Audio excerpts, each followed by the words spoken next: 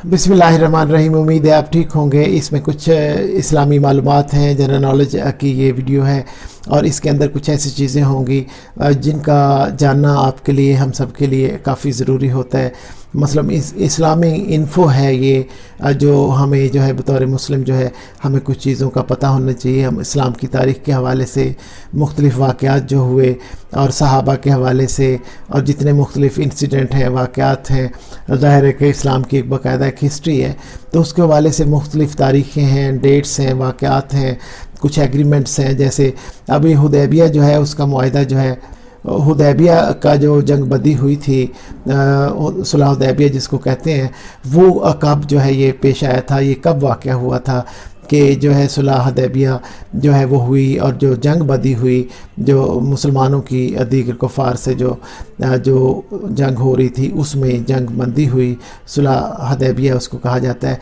वो ये वाक़या कब पेश आया और ये सुलह कब हुई। अब देखें कि ये इसकी जनाब डेट है। इस्लामी तारीख़ कैलेंडर जो है हमें बताता है कि 6 हिजरी को ये जो है सुलह हुदैबिया जो हुई थी और इसके अंदर जो है जंग बंदी का मुआहिदा ये किया गया था। इस मुआहिदे से मुसलमानों को काफ़ी जो है फ़ायदा हुआ और वहाँ पे एक दफ़ा अमन हो गया।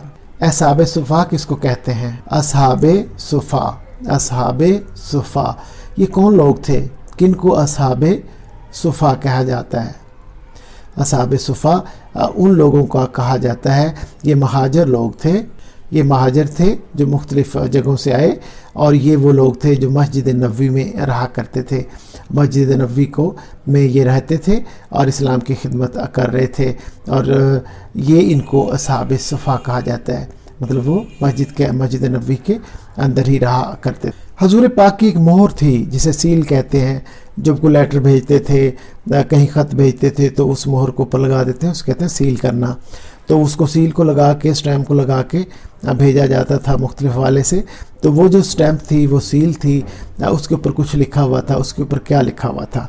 अब देखें कितनी अहम इन्फॉर्मेशन है कि अल्लाह के नबी जो है, ज़ाहिर है कि इतना अरसा वो मदीना की रियासत रही और आप जो है उसके सरबराह थे। दीगर ममालिक से, दीगर जो कंट्रीज़ हैं अतराफ़ के, उनके साथ जो है मामलात होते थे। एक सरकारी मोहर होती थी, जैसे प्रॉफेट मोहम्मद सल्लल्लाहु अलैहि वसल्लम की सील कहा जाता है। उस पर कुछ लिखा हुआ था। तो उस पर क्या लिखा हुआ था? उस पर अल्लाह रसूल मोहम्मद लिखा हुआ था। उस मोहर पे लिखा था अल्लाह रसूल मोहम्मद। जैसे पाकिस्तान की मोहर होगी तो उस पर क्या लिखा होगा? उस पर गवर्नमेंट ऑफ पाकिस्तान लिखा होगा। इस तरह उस पे जो हजूर पाक की मोहर थी, जो मदीना की रियासत में इस्तेमाल होती थी मुख्तलिफ़ एग्रीमेंट्स के लिए और मुख्तलिफ़ दीगर जो इलाका जात हैं, कंट्रीज़ हैं और कबाइल हैं, उनके साथ डील करने के लिए, वो उस पर लिखा था अल्लाह रसूल मोहम्मद।